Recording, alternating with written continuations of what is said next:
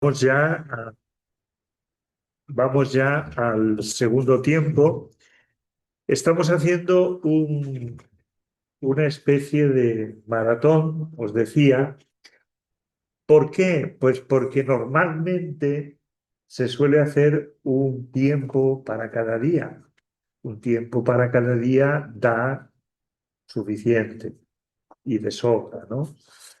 Entonces son ejercicios de 10 días y para cada día un tiempo. Nosotros, al tener menos tiempo, estamos haciendo dos tiempos cada día.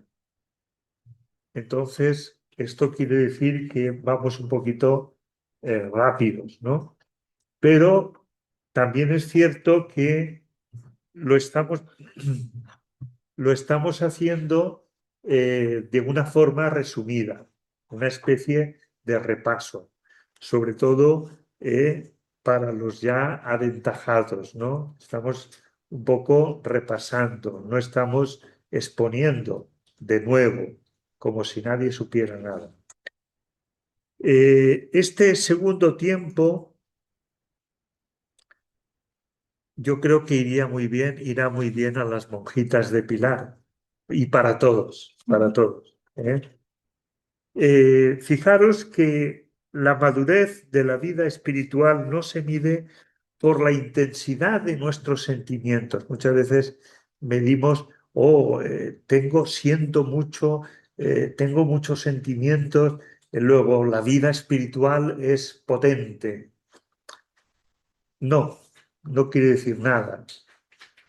Tampoco se mide por la rectitud de las intenciones aisladas, sino por la calidad de nuestros vínculos. Yalix insiste mucho. Fijaros una cosa, y esto es importante que lo tengamos en cuenta.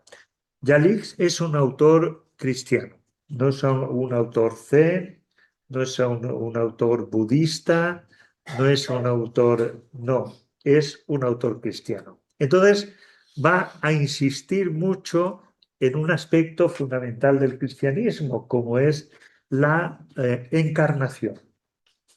Bueno, pues entonces este segundo tiempo va a insistir mucho en este aspecto. Algunos querrán convertirlo en zen, otros querrán convertirlo al budismo, pero fundamentalmente es un autor cristiano. Entonces, desde esta perspectiva es desde la que tenemos que eh, orientar y entender este segundo tiempo. ¿Y qué nos enseña en este segundo tiempo? Que existe una conexión indisoluble y ontológica entre la relación que mantenemos con Dios, con los demás y con nosotros mismos. Existe una relación entre valga la redundancia, entre la relación que hay entre Dios, entre los demás y entre nosotros. Estas tres dimensiones, estas tres dimensiones forman la unidad orgánica, es decir, un corazón unificado, la unificación. Debemos comprender con honestidad que si uno no se ama a sí mismo, no puede amar a quien le otorga la vida. Esto es importante. Separar la fe de la alteridad es del otro, la alteridad del otro. Separar la fe de la alteridad es el camino más directo hacia una espiritualidad ilusa, hacia una construcción mental que nos permite creer que amamos a la divinidad mientras ignoramos al que sufre a nuestro lado o rechazamos nuestra propia realidad. Si no aceptamos, si no nos aceptamos, ni podemos amarnos. Si no nos amamos nosotros, no podemos amar a los demás y tampoco podemos amar a Dios, que nos ha creado. ¿Cómo vamos a amar lo que ha hecho si nosotros no lo amamos, no nos amamos, si Él nos ha creado? Entonces, la praxis contemplativa no es, por tanto, una huida, sino una inmersión profunda en lo real para sanar la raíz de nuestra capacidad de vinculación. Hemos de sanar nuestros vínculos. Y en ese sentido, él es como habla de un corazón unificado.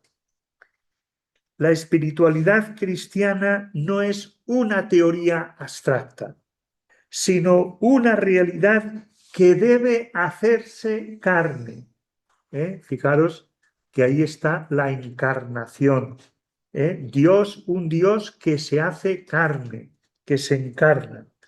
Entonces, el fundamento de esta visión se encuentra en el paralelismo teológico del Evangelio, donde Jesucristo identifica plenamente el trato al prójimo con el trato hacia su propia persona.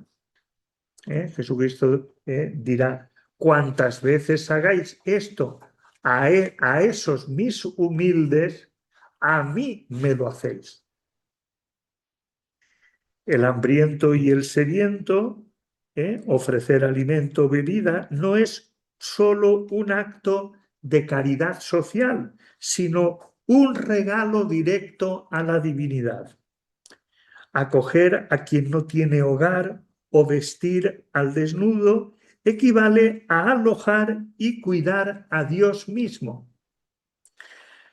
La visita al que sufre en su cuerpo o en su libertad constituye un encuentro real y tangible con Jesucristo. Por tanto, ahí vemos una espiritualidad encarnada.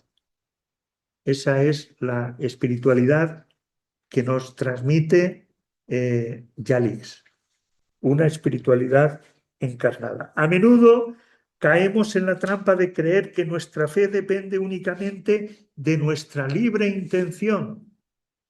Sin embargo, el subconsciente juega un papel determinante. Nos hacemos la ilusión de que el amor a Dios es un acto puramente voluntario, pero la realidad de nuestras relaciones humanas desmiente nuestras pretensiones espirituales. Es decir, si a pesar de nuestras mejores intenciones somos incapaces de ser cariñosos o pacientes con los demás, es porque algo profundo en nuestro interior, nuestras zonas oscuras, nos lo impiden. Lo mismo ocurre con Dios. Tratamos a la divinidad exactamente igual como tratamos a nuestros semejantes. Pues el subconsciente no distingue entre ambos ámbitos, entre el ámbito de Dios y el ámbito de los demás. Nuestro subconsciente no distingue. Ahora estoy con Dios, ahora estoy con los demás. Solo revisando nuestros vínculos humanos, sanando nuestros vínculos humanos, podemos obtener una métrica objetiva de nuestra fe y mantener los pies en la tierra. Esta es, por tanto, la perspectiva que nos pone delante Yalix. Una perspectiva que es nueva y no es nueva. Esto no es nada nuevo. Pero tal y como él lo expone, sí que es bastante cercano. Para evaluar nuestra salud espiritual debemos abandonar las valoraciones subjetivas, siento, no siento, etcétera, etcétera, y observar la matemática de nuestros vínculos. ¿Cómo son nuestros vínculos? No es necesario realizar esfuerzos extraordinarios para trasladar la fe a la vida. No. Basta con observar la vida cotidiana y deducir de ahí el tamaño real de nuestra fe. Yalix lo que hace es darle una vuelta a la tortilla y decir, vamos a ver cómo son nuestros vínculos, así es nuestra relación con Dios. Si hablamos de menosprecio o de desprecio, se desprecia a Dios en la misma medida. Si se trata de furia o de ira, mientras se esté furioso con una persona, llega a decir, se está furioso, estamos furiosos contra Dios. Basta que esté furioso con una persona para que esté furioso contra Dios. Ignorancia o indiferencia. Dios permanece ignorado, ausente o distanciado. El miedo. Se experimenta una relación de temor hacia Dios. Los celos, la envidia, la relación con Dios está teñida de rivalidad. Esto nos indican los celos y la envidia. ¿Qué nos indica la relación superficial? Que Dios es una idea indiscutible, pero vitalmente ausente. ¿Qué nos indica el amor real? La capacidad real de unión y de entrega con lo sagrado. Es matemático, dice Yalix. Esta es la matemática. Así como es nuestra relación, así como son nuestros vínculos humanos, así es nuestra vinculación con Dios. Y él pone en esto, siempre se basa en lo vital, en su propia vida. Él habla en este sentido de un distinguido profesor de dogmática, se trata de él. Él habla de un profesor de dogmática, pero es el mismo, ¿no? Dice, un distinguido profesor de dogmática y director espiritual en Argentina atravesó una crisis de fe de 3 años. Una crisis de fe de 3 años. Irónicamente, mientras enseñaba sobre lo invisible, él seguía enseñando, seguía predicando, seguía... Mientras enseñaba sobre lo invisible y aclaraba vocaciones, él estaba con los novicios, estaba con los estudiantes de teología. Mientras enseñaba sobre lo invisible y aclaraba vocaciones, él mismo dejó de creer en nada que no fuera el mundo visible, sintiéndose un ateo. Fijaros, el punto de inflexión no ocurrió en un tratado académico, sino en un incidente comunitario. Un profesor mayor y jubilado reprendió a voces a sus colegas por dejar siempre la vajilla sucia en la cocina. Sí, da risa, pero es así, ¿no? Él dice que esa tarde, durante un paseo, el profesor tuvo un darse cuenta. Él se dio cuenta, comprendió que había oído la queja del compañero, pero no se había interesado por su preocupación. Sus vínculos con el compañero no existían. Él había oído una queja, pero ni se había inmutado, como el que no se inmuta, como el que oye y llover. En este instante percibió el paralelismo exacto. Estaba tan sumido en sus propios pensamientos y actividades que ya no dejaba que Dios ni el prójimo se acercaran a él. Es decir, ese pequeño y minúsculo incidente le dio la clave. Le hizo ver que no dejaba ni a Dios ni al prójimo, no dejaba que ni Dios ni el prójimo se acercara a él. Estaba tan imbuido en su mundo que no dejaba que Dios ni el prójimo se acercara a él. Al esforzarse durante un año en abrirse realmente a los demás y permitir que le interpelaran, nos dirá, su crisis de fe desapareció. Fijaros qué manera más llamativa, ¿no?, de hablar, de presentar una crisis de fe. Descubrió que la fe no es una teoría, sino una unidad de relación. Al separarse de ese compañero, al no darse cuenta o no querer darse cuenta de ese problema que tenía el compañero, de esa queja que tenía el compañero, su fe se resintió. Entonces, ahí es donde él se da cuenta de la unidad que existe entre la relación con Dios, y eso le originó, sin darse cuenta, una crisis de fe. Estaba tan imbuido en sus cosas que él ni se daba cuenta de las necesidades que tenía el que estaba a su lado. Entonces, ¿cómo se puede hablar de Dios o creer en Dios sin tener en cuenta al otro? ¿Cómo se puede hablar o creer en Dios sin tenerse en cuenta a uno mismo? Existe una relación, una triple relación. Y ahí es donde habla de las patologías del encuentro humano.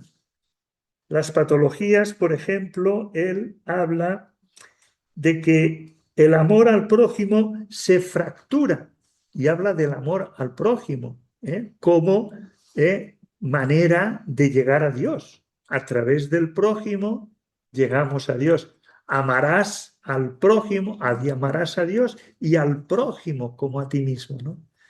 Él dirá que el amor al prójimo se fractura principalmente por dos obstáculos modernos que la vida contemplativa busca subsanar. Dos obstáculos que la vida contemplativa, pues diremos, ¿y cómo la contemplación? Si la contemplación es algo inútil, bueno, es inútil hasta cierto punto. También busca subsanar, por ejemplo, dirá él, la pseudo escucha frente a la acogida.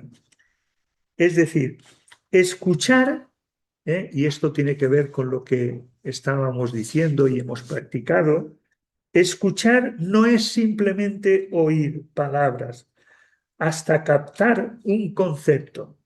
La verdadera escucha es acoger la preocupación del otro con los 5 sentidos, permitiendo que se sienta comprendido. El error común es el consejo prematuro. Dice él, ¿qué hacemos cuando escuchamos al otro? Enseguida empezamos, pues a ti lo que te hace falta es esto, esto y esto. O lo que tú necesitas es esto, esto y esto. Eso no es escuchar, dirá él.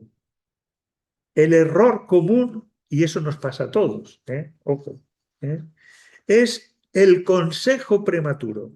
Tendemos a dar soluciones rápidas porque somos incapaces de soportar el peso del sufrimiento ajeno. Entonces, inmediatamente largamos una solución. ¿Por qué? Porque nos cuesta aceptar, ¿no?, el sufrimiento ajeno. La escucha real, entonces, como decíamos ayer, la escucha real es que el otro sea, evidentemente, que el otro sea. La escucha real exige una serenidad interior que nos permita sostener el dolor del otro sin intentar arreglarlo para aliviar nuestra propia tensión. Muchas veces lo que hacemos es arreglar nuestra tensión intentando arreglar el lugar del sufrimiento del otro.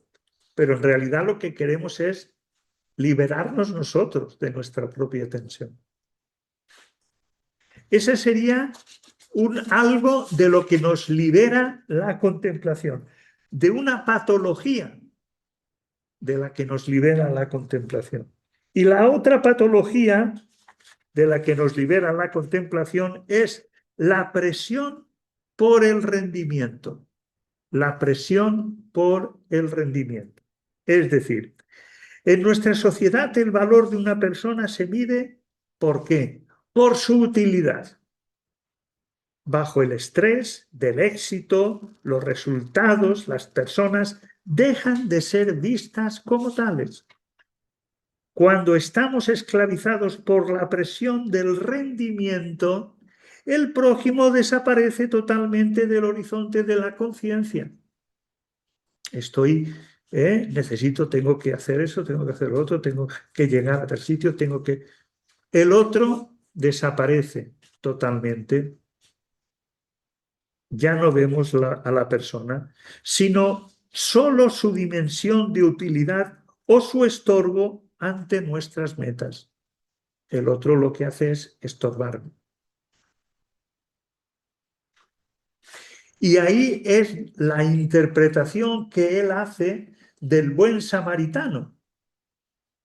Hemos visto esta mañana la interpretación que hacía de Marta y María, y ahora vamos a ver la interpretación del buen samaritano. Dice, la diferencia entre el sacerdote, el levita y el samaritano no radicaba en su bondad moral intrínseca. Nosotros inmediatamente vemos qué bueno era el buen samaritano, y decimos buen samaritano, qué buena persona que era el buen samaritano. Pues nos dirá que no está ahí la clave. No está la clave en la bondad moral intrínseca, sin dudarlo, evidentemente, sino en su capacidad de desconectarse. El sacerdote y el levita estaban tan fijos en sus metas, el templo, el rito, que el herido fue borrado de su percepción consciente. No percibieron al que estaba tirado en el camino. No lo percibieron, pasaron de largo. Lograron desconectar, no lograron desconectar de sus metas. Tengo una meta, y esa meta me impide que me fije en cualquier otra cosa. El templo, el rito, y eran cosas buenas, eran cosas santas incluso. El herido fue borrado de su percepción, no lo percibieron. El samaritano, aunque también era un hombre de negocios, bajo presión, pudo distanciarse de sus objetivos por un momento para dejarse interpelar por el desvalimiento del otro. Amar requiere la capacidad de poner entre paréntesis nuestros intereses para que el otro vuelva a ser visible. Que el otro vuelva a ser visible. Qué interesante esto para sanar nuestros vínculos. Nosotros, cuando alguien no nos interesa o alguien, inmediatamente lo eliminamos del mapa, de una manera o de otra. Y no, al eliminarlo del mapa al otro, estoy eliminando a Dios de mi vida. Entonces, hay situaciones, ¿no? Hay situaciones en las cuales es mejor dejar, pero no eliminar al otro. Cuando estoy eliminando al otro, estoy eliminando a Dios. Bien, eso en cuanto a las patologías del encuentro humano, las patologías del encuentro humano que son sanadas desde la contemplación. Por otra parte, tenemos lo que hemos hablado de la desconexión, cómo hacer esto, cómo llevar esto contemplativamente. Y aquí es donde entra de lleno la oración contemplativa. La oración contemplativa, dirá Yalix, es un entrenamiento funcional para la vida. Un entrenamiento funcional para la vida. Aprendemos a no hacer nada, dice. Aprendemos a no hacer nada ante Dios para poder estar para el otro. Sin agendas ocultas. Si aprendemos a estar ante la divinidad sin deseos ni propósitos, desarrollamos la musculatura espiritual para hacer lo mismo con nuestros hermanos. Estar ante Dios sin hacer nada es ponernos en forma para poder estar ante el otro, para poder estar ante los demás. Esa es la oración, la clave o una de las claves de la oración contemplativa como entrenamiento funcional para la vida.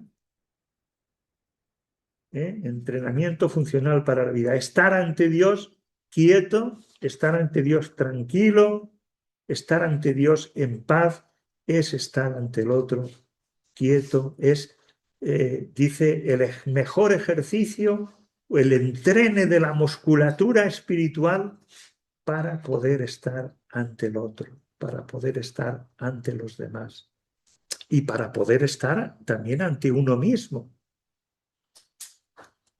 ante la realidad personal que cada uno posee. Hace falta musculatura espiritual, ¿no? Para caminar hace falta musculatura física, pero también hace falta la musculatura espiritual. Entonces, dice, aquí es donde Yalix habla de la importancia de la psicología de la postura, la psicología de la postura, cómo el cuerpo nos puede ayudar a vivir esa vida contemplativa. El cuerpo es la expresión del alma. Entonces, no oramos con el alma sola, sino de forma integral. Y la postura, la importancia de la postura, por eso da tanta importancia a la postura no es un mero formalismo, sino un modo de influir en el espíritu. Así como está mi cuerpo, así está mi espíritu. Por tanto, él hablará de la importancia de la columna erguida, es el eje que une el cielo y la tierra, la vértebra sobre la vértebra, es decir, que no estará así, sino la espalda erguida, de manera que evitemos el hundimiento. Una persona depresiva deja que su tronco se hunda, y esto también nos ocurre. Cuando estamos depresivos, cuando estamos enfermos, cuando nos hundimos, ¿no? En cambio, una postura erguida manifiesta, expresa la alegría, el vigor que sentimos, que manifestamos. ¿Qué pasa cuando pierdo el eje? Cuando me inclino, inmediatamente, a mí, si queréis que os diga la verdad, esta mañana me ha ocurrido. Perdí el eje y caí inmediatamente en los brazos de Morfeo. Menos mal que no caíste al piso. Menos mal que no me caí al piso. Entonces, no perder la columna, no perder la vertebración. Luego, él da mucha importancia a la silla o al taburete, la silla o taburete, los pies planos, al ancho de cadera, muslos horizontales, no apoyarse en el respaldo, dejar que la columna se sostenga a sí mismo, articulándose naturalmente, la postura, y luego también la entrega corporal, la postura erguida, pero no rígida, no tengo que estar así, rígido, no, una postura erguida, pero no rígida, es un acto de entrega física, dirá él. Aquí estoy encarnado. Es mi entrega física. Mi entrega no es simplemente una entrega, ay Señor, me entrego a ti. No, me entrego también con mi cuerpo, con todo mi ser.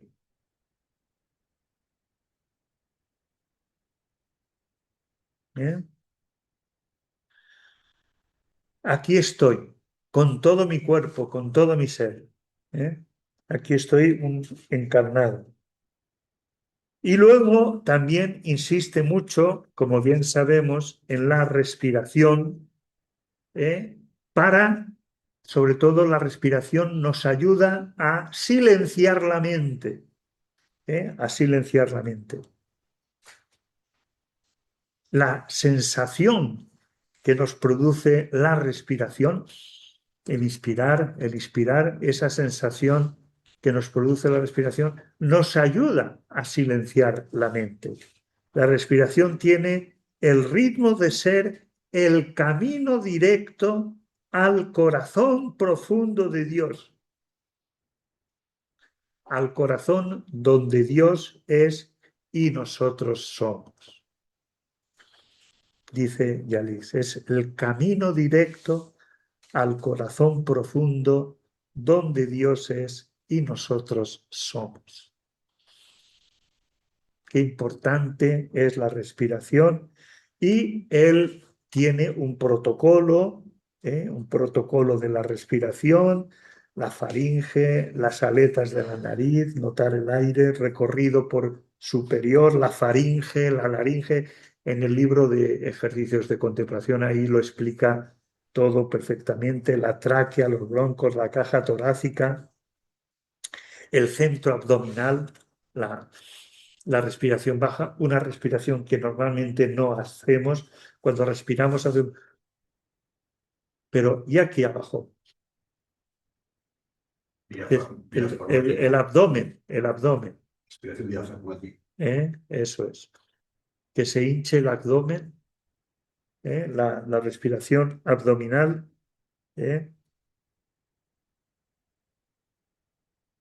Es vital no influir en la respiración.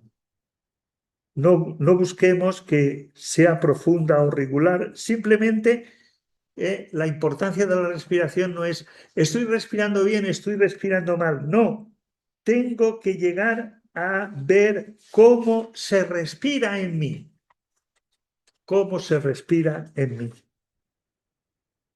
La aceptación del ritmo biológico educa la capacidad de acogida incondicional hacia los demás.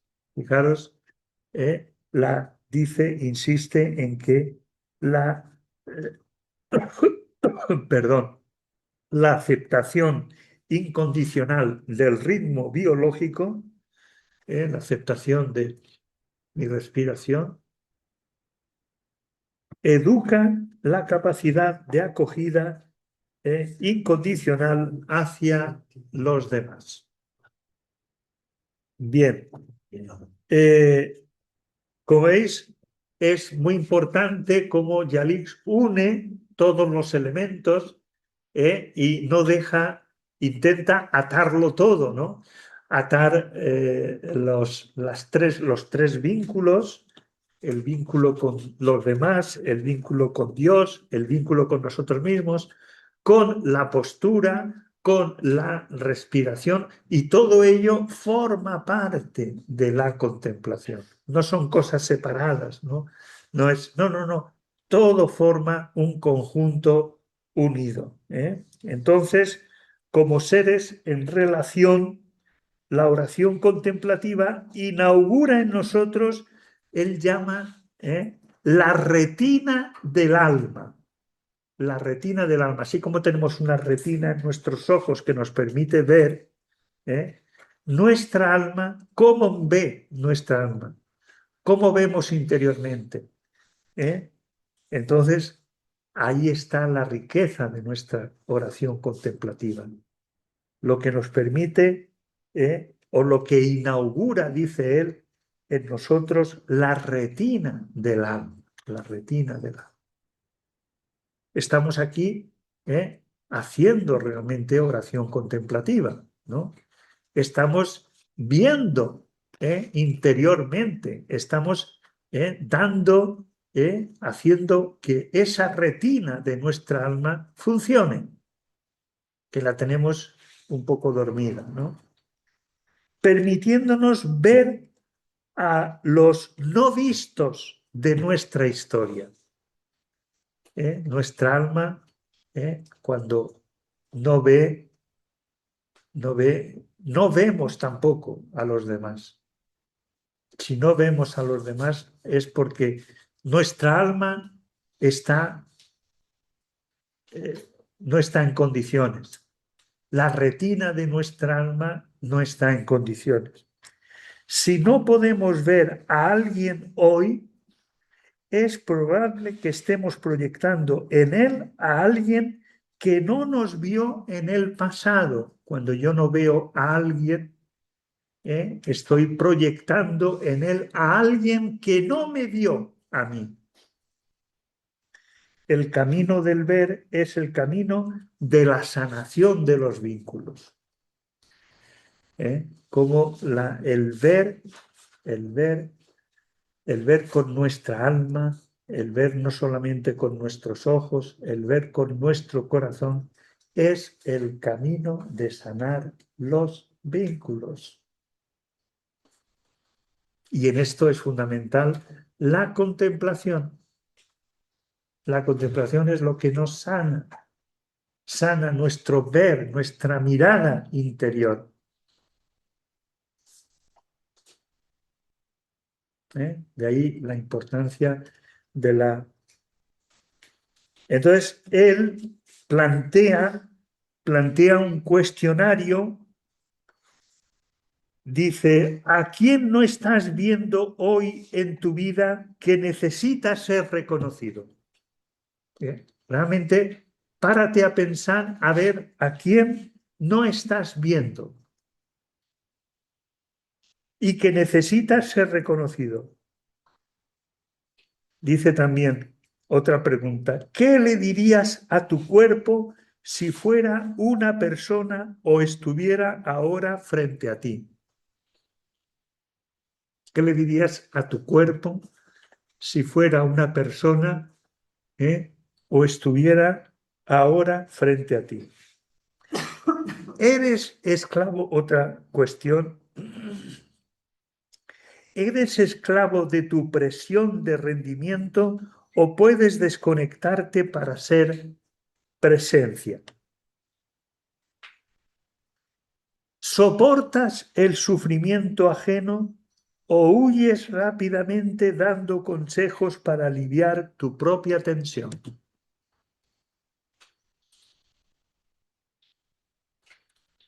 ¿Deduces la magnitud de tu fe de tu vida cotidiana o prefieres mantenerla como una teoría idealizada?